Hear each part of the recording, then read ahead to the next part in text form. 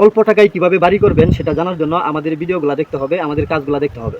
চলুন আপনাদেরকে একটু বুঝিয়ে বলি। এই যে আমরা এই বিল্ডিংটা করতেছি, এটা হচ্ছে হাফ বিল্ডিং। তো আমাদের হাফ বিল্ডিংটা 3টা রুম হবে, 3টা রুম হবে আমাদের এই বিল্ডিংয়ে। তো আমরা সর্বনিম্ন খরচে এই বিল্ডিংটা করতেছি, কীভাবে করতেছি সেটা আজকে আপনাদেরকে ছোটো ভিডিওটার মধ্যে জানিয়ে দেবো। আমরা প্রথমে বেস করছি 3 ফিট বাই 3 ফিট করে, এবং বারান্দার যে বেজ আছে বারান্দার বেজগুলো করছি 2 ফিট বাই 2 ফিট করে। হ্যাঁ, আর রড দিয়েছি হচ্ছে 300টা 3টা করে, দেখেন 300টা 3টা করে রড দিছি। এবং আমাদের কলামগুলো যে হবে, আমাদের কলামগুলো হবে 6-6। আগে আমরা বেসগুলো ডালাই দিয়ে নিচে একটা 10 ইঞ্চি গাঁথনি দিছি, 10 ইঞ্চি এক রদ্দা গাঁথনি দিয়ে তারপর আমরা 5 ইঞ্চি গাঁথনি দিছি। 5 ইঞ্চি গাঁথনি আমরা বিটা লেভেল পর্যন্ত তুলে ফেলছি। এটা হচ্ছে আমাদের বিটা লেভেল। বিটা লেভেল পর্যন্ত আমরা 5 ইঞ্চি গাঁথনি তুইলা এখন আমরা শর্ট কলামগুলো দিতেছি। আমাদের শর্ট কলামগুলো আজকে ডালাই দিছি, যে দেখেন।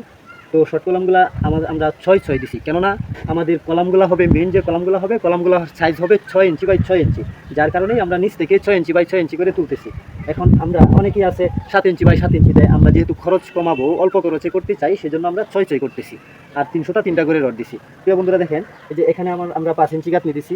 এখন আমরা এখানে যখন লিন্টন হবে, আমরা আগামীকাল থেকে লিন্টনের কাজ শুরু করব। তো আমরা যখন লিন্টন করবো সেই ভিডিওটা অবশ্যই আপনারা দেখবেন। আমাদের এই লিন্টনটাও কিন্তু 6 ইঞ্চি বাই 6 ইঞ্চি হবে। অনেকেই আছে 5 ইঞ্চি বাই 5 ইঞ্চি দেয়, হ্যাঁ দেওয়া যায়, আরও দুর্বল হয়ে যাবে। আমরা বেশি দুর্বল করতে চাচ্ছি না, আমরা মিডিয়ামের মধ্যে করতে চাচ্ছি, যার কারণে আমরা এই লিন্টনটা দিব 6 ইঞ্চি বাই 6 ইঞ্চি। এবং লিন্টনের উপরে যে আমাদের কলামগুলো থাকবে, কলামগুলোও থাকবে 6 ইঞ্চি বাই 6 ইঞ্চি। আর এই লিন্টনেও কিন্তু আমরা 300টা 3টা করে রড দিব।